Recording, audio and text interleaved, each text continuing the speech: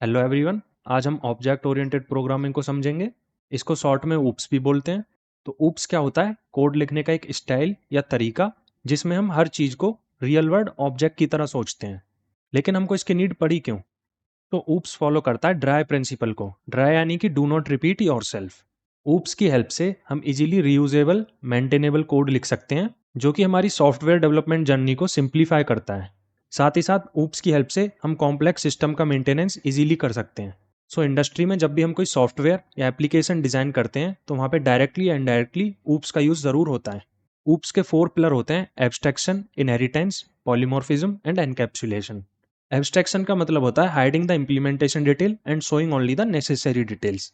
चलिए इसको एक एग्जांपल के साथ समझते हैं। सपोज करिए अगर मैं कार ड्राइव कर रहा हूँ और अगर मुझे कार को लेफ्ट या राइट में टर्न करना है तो मुझे स्टीयरिंग को लेफ्ट या राइट टर्न करना होगा।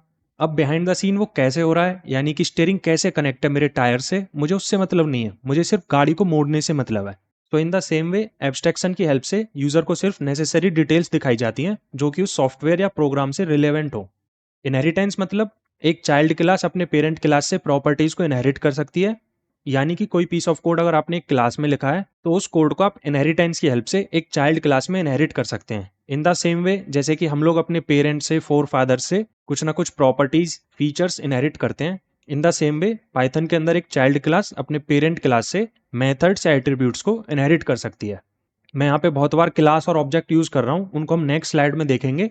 अभी हम बेसिकली फोकस कर रहे हैं ऊप्स को जानने के लिए। थर्ड पिलर है पॉलीमॉर्फिज्म। इसका मतलब वन फंक्शन मैनी फॉर्म्स, यानी अकॉर्डिंग टू पॉलीमॉर्फिज्म एक फंक्शन के कई रूप हो सकते हैं। इसको एक बहुत ही सिंपल एग्जांपल से समझ सकते हैं। सपोज करिए पहले मैंने एक फंक्शन बनाया सम, जो दो नंबर्स का सम करके देता है।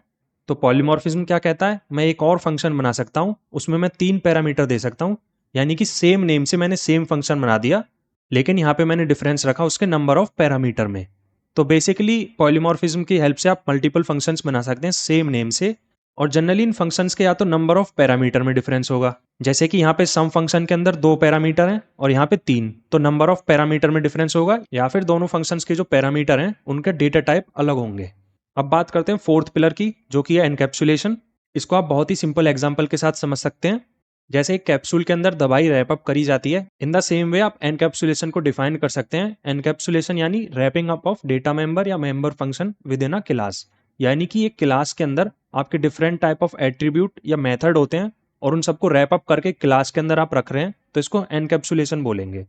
सो आसान शब्दों में ऊप्स एक ऐसी अप्रोच है जिसमें हम अपने प्रोग्राम के डेटा और फंक्शन को एक साथ रखते हैं एक क्लास के अंदर। ऊप्स में हम कोड को ज्यादा ऑर्गेनाइज, रीयूजेबल और रीडेबल बना पाते हैं। चलिए अब जानते हैं क्लास के बारे में। तो क्लास एक ब्लूप्रिंट होती है, यानी कि एक टेम्पलेट जिसकी हेल्प से हम ऑब्जेक्ट बना पाते हैं। चलिए क्लास को एक रियल वर्ल्ड एग्जांपल से समझते हैं। जैसे किसी भी बिल्डिंग को बनाने के लिए एक ब्लूप्रिंट होता है ना, वैसे ही प्रोग्रामिंग में क्लास एक डिजाइन होती है। उस डिजाइन के बेस पे हम मल्टीपल ऑब्जेक्ट्स बना सकते हैं।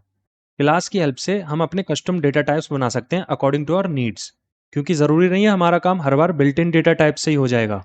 तो क्लास हमको हेल्प करता है कस्टम डेटा टाइप बनाने में। इसी के साथ साथ क्लास ऑब्जेक्ट्स के लिए एक स्ट्रक्चर और बिहेवियर भी डिफाइन करता है। पाइथन में आप इस सिंटैक्स का यूज करके क्लास को डिफाइन करते हैं। क्लास को डिफाइन करने के लिए सबसे पहले आप क्लास कीवर्ड का यूज करते हैं, उसके बाद क्लास का नेम, फिर कॉलन, और इसके अंदर फिर आपके आते हैं एट्रीब्यूट्स या मेथड्स। एट्रीब्यूट्स यानी कि सिंपली वेरिएबल, और मेथड का मतलब फंक्शंस। ये दोनों क्लास के अंदर डिफाइन होते हैं। एक चीज याद रखना, क्लास का नेम जो होता है वो पास्कल केस में होता है, यानी कि अगर आपके पास दो वर्ड हैं, वर्ड 1 और वर्ड 2, और आप इन दोनों को कंबाइन करके क्लास का नेम देना चाहते हैं, तो दोनों वर्ड का पहला लेटर कैपिटल होगा। जैसे यहाँ पे पास्कल और केस अगर मेरे दो वर्ड होते और मैं इन दोनों को कंबाइन कर रहा हूं, तो पास्कल का पी कैपिटल और केस का सी कैपिटल। तो यहाँ पे एम्प्लॉय एक क्लास है जिसमें हमने एक वेरिएबल यानी कि कंपनी को डिफाइन किया है। ये सिंपली एक वेरिएबल है जो गूगल स्ट्रिंग को स्टोर कर रहा है। इसी के साथ साथ हमने एक मेथड को भी डिफाइन किया है जिसका नाम है गेट सैलरी। ये सारा कोड हम वीएस कोड पे डिटेल में समझेंगे, लेकिन उससे पहले ऑब्जेक्ट को समझ लेते हैं। अब क्लास से हम बनाते हैं ऑब्जेक्ट। ऑब्जेक्ट क्लास का एक इंस्टेंस होता है, मतलब जब तक कोई क्लास लिखी गई है उसको कोई मेमोरी एलोकेट नहीं होती, लेकिन जैसे ही हम उस क्लास का ऑब्जेक्ट बनाते हैं तब उस क्लास को मेमोरी एलोकेट होती है और हम उसके मेथड्स और वेरिएबल को यूज कर सकते हैं by the help of object. तो यहाँ पे यही लिखा है मैंने, an object is an instantiation of a class when a class is defined, a template that is information is defined, memory is allocated only after object instantiation. तो देखिए यहाँ पे मैंने एब्स्ट्रैक्शन के बारे में भी बताया जो कि हम ऑलरेडी समझ चुके हैं। यहाँ पे हमने इसको किस तरीके से डिफाइन किया है, object of a given class can invoke the methods available to it without revealing the implementation detail to the user. तो यही हमने एब्स्ट्रैक्शन के बारे में समझा था कि यूजर से इम्प्लीमेंटेशन डिटेल्स को हाइड करना और उसको खाली रिलेवेंट या नेसेसरी डिटेल्स को दिखाना। ऑब्जेक्ट को किस तरीके से क्रिएट करते हैं यहाँ पे हमने वो आपको दिखाया है। हमने सेम एम्प्लॉय क्लास का एग्जाम्पल लिया है। अब इस क्लास का ऑब्जेक्ट क्रिएट करने के लिए आपको क्या करना होगा, कोई वेरिएबल का नेम देना होगा इक्वल्स टू क्लास का नेम इस तरीके से। तो यहाँ पे मैंने हर्ष इक्वल्स टू एम्प्लॉय लिखा है, तो हर्ष एक एम्प्लॉय क्लास का ऑब्जेक्ट बन गया, यानी कि हर्ष एक ऑब्जेक्ट है जिसका टाइप है एम्प्लॉय। अब इस ऑब्जेक्ट की हेल्प से हम एम्प्लॉय क्लास के एट्रीब्यूट्स और मेथड को एक्सेस कर सकते हैं। तो जब हम हर्ष डॉट गेट सैलरी कॉल करते हैं तो पाइथन ऑटोमेटिकली उस ऑब्जेक्ट का रेफरेंस भेज देता है जो कि सेल्फ के नेम से जाता है। सेल्फ क्या होता है उसको आगे जानेंगे, उससे पहले जो भी हमने अभी तक सीखा उसको कोड करके देखते हैं। तो इसके लिए हमने बहुत ही सिंपल सा एग्जांपल लिया है। किसी भी क्लास को क्रिएट करने के लिए आप क्लास कीवर्ड का यूज करते हैं, उसके बाद उस क्लास का नेम कॉलन। अब इस एम्प्लॉय क्लास के अंदर हमने एक एट्रीब्यूट यानी कि वेरिएबल को डिफाइन किया है जो कि है कंपनी इक्वल्स टू गूगल। तो कंपनी एक मेरा बेसिकली स्ट्रिंग टाइप का वेरिएबल है। अब इस वेरिएबल को हम ऊप्स के टर्म में एट्रीब्यूट बोलते हैं। अब इस क्लास का ऑब्जेक्ट बनाने के लिए आप सिंटैक्स फॉलो करते हैं। यहाँ पे कोई वेरिएबल का नेम इक्वल्स टू क्लास का नेम और उसके आगे ये ब्रैकेट्स। अब इससे क्या हुआ, हर्ष नाम का एक ऑब्जेक्ट क्रिएट हो गया एम्प्लॉय क्लास के लिए। और ऑब्जेक्ट क्रिएट करने के बाद उस क्लास के आप एट्रीब्यूट्स या फंक्शंस को एक्सेस कर सकते हैं। उसके लिए आपको ये सिंटैक्स फॉलो करना होता है, ऑब्जेक्ट का नेम डॉट एट्रीब्यूट का नेम या फंक्शन का नेम। इसको रन करेंगे तो आपको कंपनी की वैल्यू प्रिंट हो जाएगी, डेट इज गूगल। चलिए लगे हाथों हम क्लास एट्रीब्यूट और इंस्टेंस एट्रीब्यूट को भी समझ लेते हैं। तो जो भी एट्रीब्यूट आपने क्लास के अंदर डिफाइन किया है वो एक क्लास एट्रीब्यूट होता है, और ये क्लास एट्रीब्यूट इस क्लास के सभी ऑब्जेक्ट के लिए एक्सेसिबल होता है। और ऐसा एट्रीब्यूट जो आपने ऑब्जेक्ट की हेल्प से डिफाइन किया है उसको बोलते हैं इंस्टेंस एट्रीब्यूट।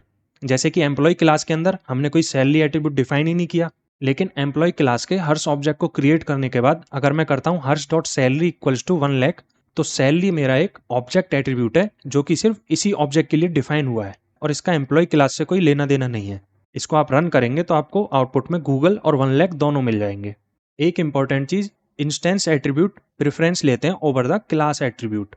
यानी यहाँ पे हमने जो हर्ष ऑब्जेक्ट का इंस्टेंस एट्रीब्यूट बनाया सैलरी इक्वल्स टू 1 लाख, और सेम एट्रीब्यूट हमने यहाँ पे क्लास के अंदर डिफाइन कर दिया, यानी कि क्लास एट्रीब्यूट में हमने बनाया सैलरी इक्वल टू 200। तो इस केस में क्या होगा, हर्ष ऑब्जेक्ट के लिए ये सैलरी इंस्टेंस एट्रीब्यूट प्रेफरेंस लेगा, यानी कि हर्ष डॉट सैलरी की जो वैल्यू आएगी वो 1 लाख ही आएगी। लेकिन अगर हम इस लाइन को कमेंट आउट करके इसको रन करेंगे तो इस केस में सैलरी की वैल्यू 200 आएगी। अब एक इंपॉर्टेंट कॉन्सेप्ट है सेल्फ। सेल्फ एक पैरामीटर होता है जो करंट ऑब्जेक्ट को रिप्रेजेंट करता है। जब भी हम किसी ऑब्जेक्ट के थ्रू फंक्शन कॉल करते हैं पाइथन ऑटोमेटिकली सेल्फ को पास करता है। चलिए इस एग्जांपल को डायरेक्ट VS कोड पे समझते हैं। तो सपोज करिए आपने एम्प्लॉय क्लास के अंदर ये गेट सैलरी नाम से एक फंक्शन बनाया। तो ऑब्जेक्ट क्रिएट करने के बाद जब भी आप इस फंक्शन को कॉल करेंगे तो इसका फर्स्ट आर्गुमेंट जो होगा वो एज अ सेल्फ पास होगा, यानी कि इस फंक्शन के फर्स्ट आर्गुमेंट में ऑब्जेक्ट पास करता है पाइथन। जैसे अगर आपने एम्प्लॉय क्लास का हर्ष ऑब्जेक्ट बना के इस मेथड को कॉल किया हर्ष डॉट गेट सैलरी, तो इंटरनली क्या होता है, एम्प्लॉय डॉट गेट सैलरी और उसके अंदर हर्ष इस तरीके से पास होता है। तो इसी चीज से बचने के लिए हम सिंटैक्स ये फॉलो करते हैं, लेकिन इंटरनली पाइथन ये पास करता है। पाइथन बोलता है एम्प्लॉय के गेट सैलरी मेथड में हर्ष ऑब्जेक्ट को पास कर दो। अब यही ऑब्जेक्ट यहाँ पे सेल्फ के रूप में आता है। अगर आप इस सेल्फ को हटा के इस प्रोग्राम को रन करेंगे तो ये एरर देगा कि employ dot get salary takes 0 positional arguments but 1 was given. लेकिन हमने तो यहाँ पे कोई आर्गुमेंट दिया ही नहीं, तो इसी के रेजोल्यूशन में आप यूज करते हैं सेल्फ कीवर्ड का।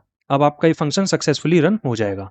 और याद रहे कि इस फर्स्ट आर्गुमेंट का नाम जरूरी नहीं है कि आप सेल्फ ही दें, इसके अलावा आप इसका नाम कुछ भी रख सकते हैं, लेकिन जनरली हम यही कन्वेंशन यूज करते हैं जिससे कि कोई और भी अगर आपके कोड को देखे तो वो समझ जाए यानी यहाँ पे ऑब्जेक्ट पास हो रहा है। लेकिन इसका मैं आपको एग्जांपल भी दिखाता हूँ कि अगर सेल्फ यूज ना करके आप इसका नाम कुछ और रख दें, ऑब्जेक्ट सेल्फ या हर्ष या कुछ और नाम, तब भी ये स्मूथली रन करेगा। देखिए सेकंड वाला फंक्शन भी आपका स्मूथली कॉल हो रहा है, hello self from another name. यहाँ पे हमने सेल्फ की जगह ओबीजे सेल्फ नाम दिया है इसको। बस आपको इतना याद रखने की जरूरत है, फर्स्ट आर्गुमेंट जो होता है मेथड का वो क्लास के करंट ऑब्जेक्ट को रिप्रेजेंट करने के लिए होता है, और स्टैंडर्ड को फॉलो करने के लिए इसका नाम हम सेल्फ देते हैं। तो अब आपको पता चल गया होगा कि हमको सेल्फ की नीड क्यों होती है, क्योंकि जब हम क्लास के अंदर एक नॉर्मल मेथड बनाते हैं तो वो ऑब्जेक्ट के ऊपर काम करता है, उसको ये पता होना चाहिए कि कौन सा ऑब्जेक्ट कॉल करना है। तो यही इंफॉर्मेशन मिलती है सेल्फ के थ्रू। और ऑब्जेक्ट बनाने के बाद जब भी उस फंक्शन को आप कॉल करते हैं तो पाइथन ऑटोमेटिकली उस मेथड के फर्स्ट आर्गुमेंट में ऑब्जेक्ट को पास कर देता है, जिस भी ऑब्जेक्ट से आपने उस मेथड को कॉल किया है। तो अब आते हैं इनिट कंस्ट्रक्टर पे। कंस्ट्रक्टर क्या होता है? एक स्पेशल मेथड जो ऑटोमेटिकली कॉल होता है जब हम ऑब्जेक्ट को क्रिएट करते हैं। और कंस्ट्रक्टर का काम होता है ऑब्जेक्ट के एट्रीब्यूट को इनिशियलाइज करना। तो पाइथन में इनिट भी एक स्पेशल मेथड होता है जो कि रन हो जाता है एज सून एज हम ऑब्जेक्ट को क्रिएट करते हैं। और पाइथन में इनिट मेथड को ही कंस्ट्रक्टर बोलते हैं। और ये सेल्फ आर्गुमेंट लेता है, उसी के साथ साथ ये और भी फर्दर आर्गुमेंट ले सकता है। चलिए इस एग्जाम्पल को डायरेक्ट VS कोड पे देखते हैं। इनिट मेथड या कंस्ट्रक्टर को क्रिएट करने के लिए आप लिखते हैं डेफ _init, फिर _, फिर उसके बाद ब्रैकेट्स के अंदर किसी भी नॉर्मल मेथड की तरह सेल्फ देते हैं और उसके बाद में आप कितने भी एट्रीब्यूट इसमें पास कर सकते हैं। और फर्स्ट आर्गुमेंट सेल्फ देना यहाँ पर भी मैंडेटरी होता है। सिंपल वर्ड्स में इनिट एक ऐसा मेथड है जो ऑब्जेक्ट क्रिएट होने के बाद ऑटोमेटिकली रन हो जाता है।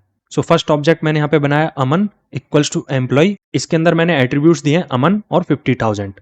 और क्योंकि आपने यहाँ पे इनिट कंस्ट्रक्टर के अंदर ये एट्रीब्यूट पास किए हैं नेम और सैलरी, तो ऑब्जेक्ट क्रिएट करते वक्त ये मैंडेटरी है कि आप इन पैरामीटर्स को पास करें। तो ऑब्जेक्ट क्रिएट करने के बाद होगा क्या? ऑटोमेटिकली ये कंस्ट्रक्टर कॉल हो जाएगा। ये अमन यहाँ पे आएगा एज अ नेम, 50,000 आएगा एज अ सैलरी, और इस कंस्ट्रक्टर के अंदर सेल्फ की जगह आएगा Aman. Aman dot name equals to name, यानी कि यहाँ पे अमन आ जाएगा। Aman dot salary equals to salary, salary ये वाली जाएगी यहाँ पे, और इस पैरामीटर में से ये यूज हो जाएगी। और इसका असाइनमेंट होता है लेफ्ट टू राइट, यानी ये सैलरी जाएगी सेल्फ डॉट सैलरी में। इसके बाद हमने एक प्रिंट स्टेटमेंट दिया है एम्प्लॉय क्रिएटेड। सिमिलरली मैंने एक और ऑब्जेक्ट बनाया हर्ष। तो चलिए इस प्रोग्राम को रन करके देखते हैं। देखिए ये कंस्ट्रक्टर ऑटोमेटिकली ही कॉल हो गया, मैंने कुछ नहीं किया, मैंने बस यहाँ पे 2 ऑब्जेक्ट बनाए हैं और ये कंस्ट्रक्टर उन दोनों ऑब्जेक्ट के लिए अलग अलग कॉल हुआ है। सो इसका मतलब आप कितने भी ऑब्जेक्ट बना सकते हैं और जितने ऑब्जेक्ट आप बनाएंगे उतनी ही बार ये कंस्ट्रक्टर कॉल होगा। चलिए अब देखते हैं स्टैटिक मेथड को। तो कभी हमें एक फंक्शन बनाना होता है जो ऑब्जेक्ट पे डिपेंड नहीं करता, बस एक जनरल काम करता है। उस केस में हम यूज करते हैं स्टैटिक मेथड का, यानी बिना ऑब्जेक्ट क्रिएट करे अगर आपको कोई फंक्शन यूज करना है तो आप यूज करेंगे स्टैटिक मेथड का। और जब ऑब्जेक्ट ही क्रिएट नहीं होगा तो इसमें हमको सेल्फ पैरामीटर देने की भी नीड नहीं होती। किसी मेथड को स्टैटिक बनाने के लिए हम यूज करते हैं स्टैटिक मेथड डेकोरेटर का। चलिए इस एग्जांपल को डायरेक्ट VS कोड में देखते हैं। तो यहाँ हमने यूज किया ये डेकोरेटर @static मेथड। ये पाइथन को बताता है कि ये मेथड ऑब्जेक्ट से रिलेटेड नहीं है, ये क्लास लेवल का मेथड है। इस केस में ग्रीट मेथड मेरा एक स्टैटिक मेथड बन जाएगा जिसको बिना ऑब्जेक्ट क्रिएट करे हम एक्सेस कर सकते हैं। और जब इस मेथड का ऑब्जेक्ट से कोई संबंध ही नहीं है तो इसमें हमको सेल्फ पैरामीटर पास करने की भी कोई जरूरत नहीं है। स्टैटिक मेथड को आप डायरेक्टली क्लास के नेम के थ्रू एक्सेस करते हैं। इस केस में क्लास का नेम है एम्प्लॉय और स्टैटिक मेथड का नेम है ग्रीट। तो एम्प्लॉय डॉट ग्रीट करने से आपको आउटपुट में हेलो यूजर प्रिंट होके मिल जाएगा। तो thank you guys for watching this video. उम्मीद करता हूँ आपको वीडियो अच्छी लगी होगी। अगर ये वीडियो अच्छी लगी हो तो इसको प्लीज लाइक कर दीजिए और चैनल को सब्सक्राइब कर दीजिए। और ऐसे वीडियोस के लिए नेक्स्ट वीडियो में हम इनहेरिटेंस को कवर करेंगे।